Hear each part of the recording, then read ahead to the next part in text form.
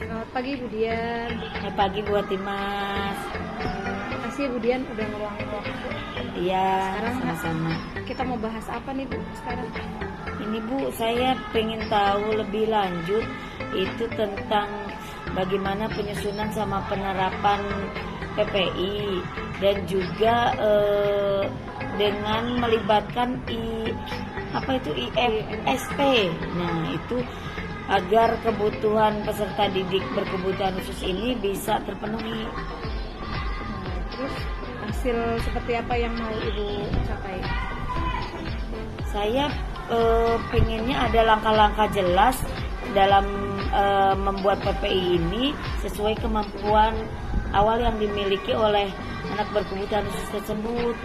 Itu juga melalui kerjasama dengan orang tua.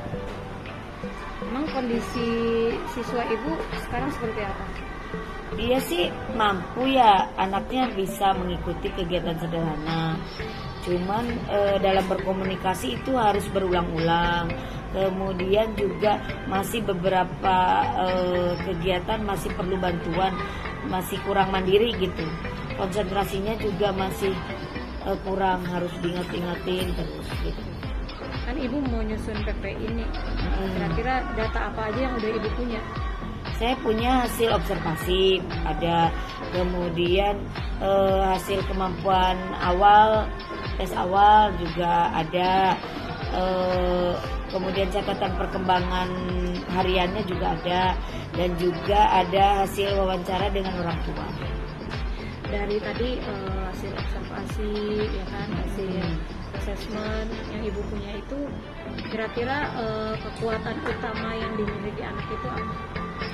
Jadi anak ini cenderung bisa lebih paham cepat respon kalau pembelajarannya menggunakan gambar, bentuk-bentuk ataupun bentuk-bentuk yang nyata konkret. Kemudian dilakukannya harus berulang-ulang.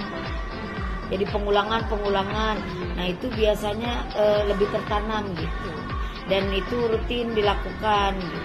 Ada terjadwal gitu lah. Jadi kalau dari kekuatan utamanya itu kira-kira bisa tuh untuk penyusunan PPI ini bisa menjadi modal. Bisa sepertinya itu cukuplah untuk jadi modal PPI. Menurut Ibu perlu nggak sih keterlibatan orang tua gitu untuk dalam penyusunan PPI ini? Oh, sangat perlu Bu, karena kan tidak hanya di sekolah aja ya. Kalau tidak ada penguatan lagi di keluarga, di rumah, di orang tua, itu kurang optimal nanti hasilnya kalau hanya mengandalkan di sekolah. Terus maunya Bu Dian bentuk kolaborasinya kayak apa? Jadi kayaknya harus dibuat kesepakatan dulu dengan orang tua, program yang di sekolah seperti apa, terus di rumah juga orang tua harus melakukan apa gitu, target-target apa yang ingin dicapai di sekolah itu selaras dengan ada bantuan untuk bisa mencapai target itu dengan dibantu oleh keluarga di rumah. Terus dari PPI tadi sama kolaborasi ini dari PPI ini apa yang bisa saling mendukung gitu? Oh, itu yang tadi Bu, harus disepakati dulu, ditetapkan dulu tujuannya harus sama, kesepakatan targetnya juga harus sama, cara penanganannya juga diselaraskan antara di sekolah dengan di rumah. Misalnya kalau di sekolah peraturannya A, di rumah juga diupayakan peraturannya sama A gitu. Jadi tidak bingung anaknya. Okay. Jadi Bu punya langkah-langkahnya dulu nggak nih? Apa ngapain dulu gitu, misalkan antara guru dan orang tua gitu supaya terhubung? Iya, saya yang pertama harus nyusun dulu tujuannya PPI ini apa. Kemudian, nah itu tujuannya itu kan disusun berdasarkan hasil asesmen. Baru habis itu mengundang orang tua untuk menyusun kesepakatan bersama untuk kolaborasi tersebut. Gitu. Jadi setelah diskusi ini nih, kita kan udah selesai nih. Terus jadi langkah yang mau dilakukan setelah kita diskusi ini apa nih untuk penyusunan ini? Ya kalau udah disusun PPI, nanti saya akan melibatkan pihak-pihak lain Gitu. agar terlaksana program ini. Siapa dulu yang mau Ada dilibat? orang tua yang pertama, karena kan dia yang berperan di rumah untuk mendukung itu. Baru habis itu guru kelas maupun guru mapel, kemudian kalaupun memungkinkan ada guru pendamping khusus. Jadi ada orang tua, Ya, pendamping khusus. kepala sekolah juga dilibatkan betul, gitu. betul.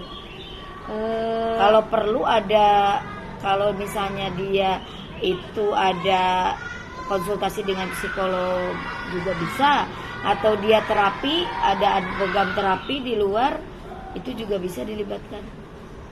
Caranya Bu Dian untuk memantau perkembangannya dengan Itu saya lakukan observasi secara berkelanjutan. Jadi kan udah disusun programnya, itu dilaksanakan betul-betul secara berkala sesuai dengan yang sudah dijadwalkan. Gitu. Misalnya setiap minggunya, kemudian diskusi juga dengan orang tua, lalu dievaluasi apa target yang udah tercapai atau yang belum gitu. jadi komitmen Apa perlu direvisi PPI yang udah saya susun seperti itu, perbaikannya di mana atau yang perlu ditingkatkannya di mana, mungkin gitu. Nanti sharing dengan orang tua juga. Jadi 1 minggu ini komitmen ya jalanin. Iya, komitmen dulu, terutama dengan orang tua, baru melibatkan yang lainnya.